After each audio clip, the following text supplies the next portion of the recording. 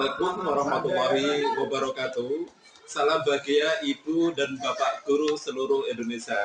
Kali ini saya akan membuat video tentang wawancara dengan kepala sekolah yang ada di sekolah saya untuk saya jadikan dokumen pada tugas di LMS CGP, yaitu pengambilan keputusan berbasis nilai-nilai kebajikan sebagai pemimpin.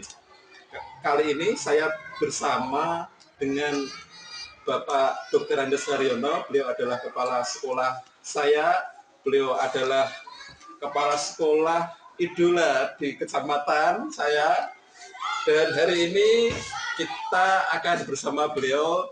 Kebetulan kali ini pas jam istirahat, jadi saya bisa melakukan wawancara dengan beliau pada hari ini. Bapak Ibu silakan untuk mengikuti wawancara saya dengan Bapak Kepala Sekolah. Selamat siang Pak Heri. Selamat siang. Kabarnya bagaimana hari ini Pak Heri? Baik dan sehat. Alhamdulillah. Pak Heri, maaf untuk hari ini saya mohon izin untuk melakukan wawancara dengan Pak Heri. Oke. Bisa ya Pak Heri, hari ini kita bincang-bincang untuk bisa. untuk kegiatan kali ini saya dokumentasi dengan video Pak Heri ya. Ya. Nanti akan diupload di media sosial, di YouTube. Jadi Ya. Senang itu saya. hal baik hari ini akan disaksikan oleh banyak Bapak Ibu guru di seluruh Indonesia Pak Heri. Kali ini saya akan Pak, ada tugas yaitu melakukan wawancara tentang pengambilan keputusan berbasis nilai-nilai kebajikan sebagai seorang pemimpin. Pak Heri ini kan sudah kepala sekolah sudah lama Pak Heri ya? Sudah 12 tahun. 12 tahun. Jadi waktu yang sudah sangat pengalaman ya Pak Heri ya. Insya Allah itu. Dalam selama Pak Heri menjadi kepala sekolah, banyak tentu saja ya problematika, banyak permasalahan. Mungkin selama dalam menjalankan kepala sekolah ini Pak Heri pernah pada suatu ketika mengalami yang namanya dilema Pak Heri, yaitu sesuatu yang menurut Pak Heri itu merasa ada 2 pilihan atau 3 pilihan bahkan dalam mengambil keputusan. Pernah Pak? Pernah. Apa perlu diceritakan? Iya, dari pengalaman Pak Heri itu saya meminta itu Pak, pengalaman untuk diceritakan pada saya. Kemarin ada siswa ya, yang jelas itu saya harus memutuskan bagaimana siswa ini kelanjutannya ya. Karena siswa ini termasuk anak yang usia 7-12, jadi harus sekolah di SD ya. Kebetulan itu siswa tersebut siswa kelas 1 itu masuknya juga agak bagus, walaupun tidak setiap hari. Kelas 2 juga demikian. Namun di kelas 3 dan awal-awalnya kelas 3 itu kok lama terus masuk lagi. Kemudian sampai kelas 4 ini ya tidak masuk sama sekali. Kebetulan itu kemudian dalam hal itu saya bersama teman Pak Adib ya, Mas Agama yang tahu rumahnya, itu saya datang ke sana. Mungkin ada masalah apa, kok anak ini kok enggak sekolah gitu loh, maksudnya itu. Nah, kemudian suatu saat ada masyarakat. Bentar.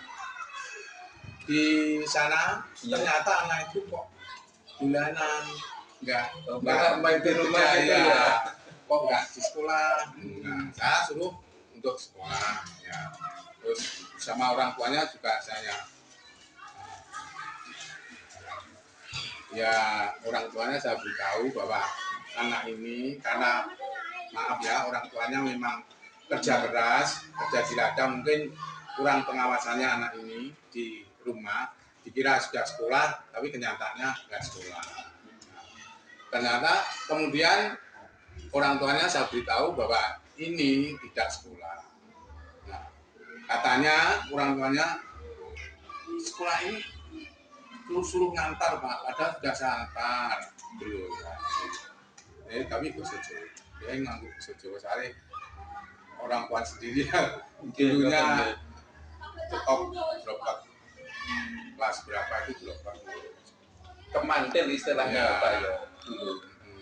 Nah, akhirnya sudah saya tunggu, ternyata tidak mau sekolah juga.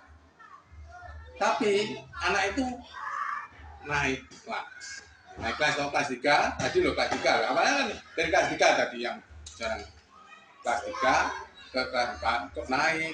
Nah masyarakat menyoroti nilai dari mana wong gak tahu mlebu kok dinaikkan. Enggak, itu kan menjadi dilema saya ya. Di satu sisi saya harus mementing masyarakat, di satu sisi anak ini harus sekolah. Ya toh? Di satu sisi saya mementing masyarakat, di satu sisi anak ini harus sekolah karena ada usia sekolah. Tidak boleh anak di usia sekolah tidak sekolah. Kemudian anak tersebut saya panggil ke sekolah bersama orang tua. Nah, ternyata kelas 1, 2 itu belum tahu, gurunya dikira ya normal-normal. Ternyata setelah sampai di sini saya wawancarai anaknya, saya tanya itu kok nggak jawab tapi melihat ke atas saja, tapi kalau dipanggil temannya kok nyaut gitu loh. Nah ini Nyambung ya. Nah nyambung ini apakah anak ini berkebutuhan khusus atau bukan, saya belum bisa mendeteksi masalah ini karena ini pahamnya itu begitu anaknya itu. Jadi saya tidak tahu bahwa ini anak ini berkebutuhan khusus. Tapi saya langsung ambil keputusan bahwa anak ini berkebutuhan khusus. Karena apa? Saya tanya tidak nyaut, tapi kok ditanya temannya nyaut, guyon biasa. Itu loh. Nah, saya suruh temannya mendampingi. Ternyata saya tanya juga tidak bisa menjawab. Tidak mau menjawab. Itu ada masalah atau ini anak berkebutuhan. Kalau saya melihat anaknya berkebutuhan khusus. Tapi ya karena tidak ahlinya itu guru itu, jadi mungkin ahlinya sebenarnya ini guru ini ada guru sini itu yang ditatar. Nah, guru temanmu ada yang ditatar masalah anak berkebutuhan khusus dan khusus. Nah, jadi anak tersebut teridentifikasi memiliki kebutuhan khusus ya, seperti itu Pak Eri ya. Karena ada protes, saya kan memikir gimana kok ada protes dari masyarakat kok dinaikkan terus. Sebenarnya dulu juga anak berkebutuhan khusus itu jelas itu masuk terus, jadi nggak ada protes dari masyarakat. Dan ini nggak masuk nih. Nah ini badannya harus kurang, makanya tuh demi kebaikan orang tuanya, bagaimana anak ini kalau dimutasi di sekolah terdekat sini. Mungkin ya karena kalau di sekolah terdekat mungkin mau sekolah, siapa tahu. Akhirnya ini baru dalam proses. Nah, dalam proses orang tuanya mungkin mau ya, akan nggak mungkin harus mau itu dimutasi biar anak itu tetap sekolah. Nah, sekolah di sekolahan SD terdekat, saya buatkan surat mutasi. Ini baru proses loh ini ya, ini akan saya datang. Nah, kalau penyelesaian saya demikian itu, kalau itu soalnya anak ini yang jelas harus sekolah, gitu. Tidak boleh negara itu enggak. Dan anak ini juga dapat beasiswa PIP itu. Bantuan ya. Ya bantuan itu. Ya makanya itu kan eman itu loh, bantuan. Terus anak nggak sekolah bagaimana? Kan anak usia SMP usia SMP saja masih dikatakan sekolah dasar sekarang. Kira-kira dalam pengambilan keputusan Pak Hari ini ada semacam tantangan atau rintangan dalam mengambil keputusan kepada anak tadi Pak Hari? Ada tantangannya. Yang jelas satu, anak ini saya mutasi ke SD yang terdekat sini lah, mungkin lebih jauh. Nah, Tempatnya ibunya mengatakan lebih jauh lah. Mungkin ibunya nanti saya minta mau nggak mengantarkan hal ini, saya mutasikan ke SD sana. Mungkin di SD sana dia akan pasti itu loh Pak ya. Jadi setidaknya mau sekolah. Sekarang daripada di sini tidak mau sekolah. Nah, tantangannya ya rintangannya itu tadi. Di satu sisi kalau nanti ini tidak saya naikkan, ya tetap tidak naik terus anak ini karena nggak mau masuk gitu loh. Nah, kan ada protes dari masyarakat tadi. Iya. Mau nggak masuk kok iso dinaikkan loh. Aku ini ya, ada masyarakat sini baik-baik. Dilema. Ya itu. Makanya itu. Iya. Nah, itu keputusan saya demikian itu. Biar menyelamatkan anak ini bisa tetap ya.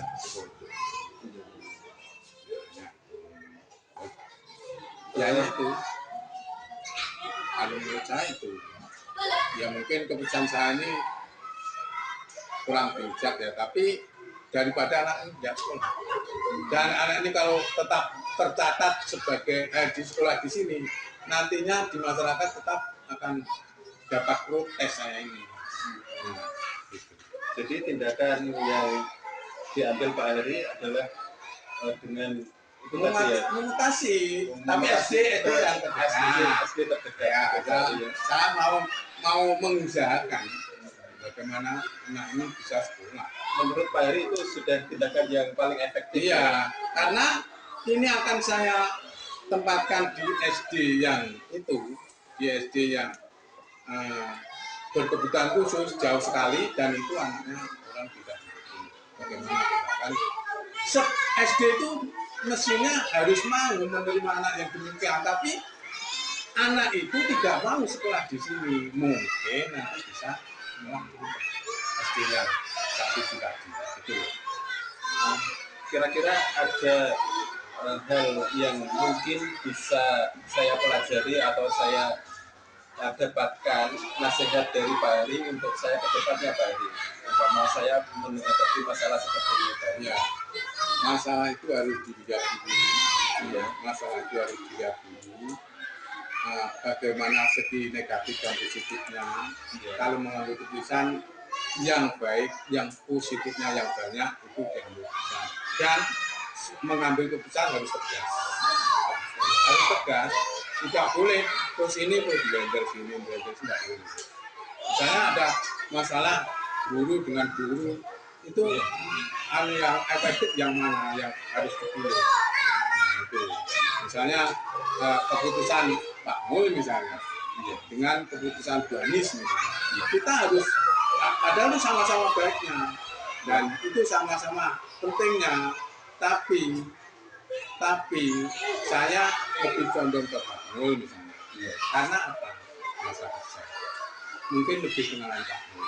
Keputusannya lebih bagus Pak Mul mungkin daripada Bu Anies karena Bu Anies baru. Hanya itu. Terus kalau misal bagaimana Pak keputusan kita itu bisa diterima oleh semua anggota kita Pak dalam guru semua misalkan di sekolah kita. Terima kasih. Itu gini, misalnya suatu keputusan ya, misalnya antar guru tidak sama, ya antar guru tidak sama.